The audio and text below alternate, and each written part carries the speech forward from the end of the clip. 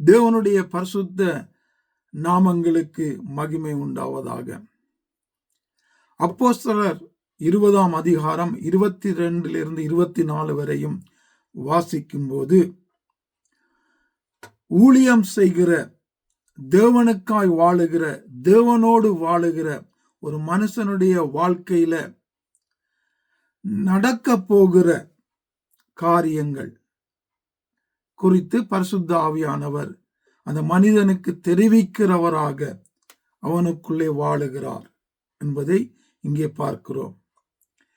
பரிசுத்த ஆவியானவர் எங்களுக்கு நடக்க போகிற காரியங்கள், நாங்கள் வாழுகிற வாழ்க்கையிலே எங்களுக்கு முன்பதாக வைக்கப்பட்டிருக்கிற காரியங்கள், எதிர்காலத்தை குறித்து அவர் எங்களோடு கூட பேச வேண்டுமானால் தேவனோடும் தேவனுக்காகவும் வாழ்ந்து பரிசுத்த ஆவியானவரால வழி நடத்தப்படுகிற ஒரு வாழ்க்கை இருக்கிற ஒரு மனிதனுடைய வாழ்க்கையில அந்த மனிதனோடு கூட ஆவியானவர் தினமும் பேசுகிறவராக, உணர்த்துகிறவராக, காரியங்களை சொல்லுகிறவராக, கட்டளையிடுகிறவராக, நடத்துகிறவராக அவர் இருக்கிறார்.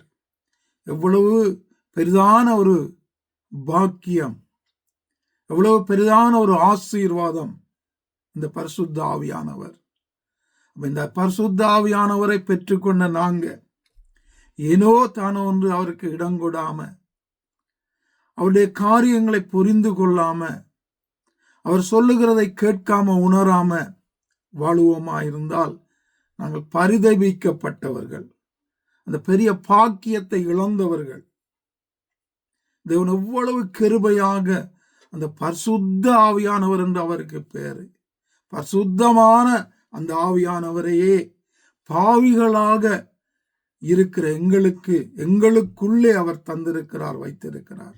இதை புரிந்து வாழ, அவருக்கு இடம் கொடுக்க, அவரை மகிமைப்படுத்த தொடர்ந்தும் அவர் எங்களை வழி நடத்துவாராக.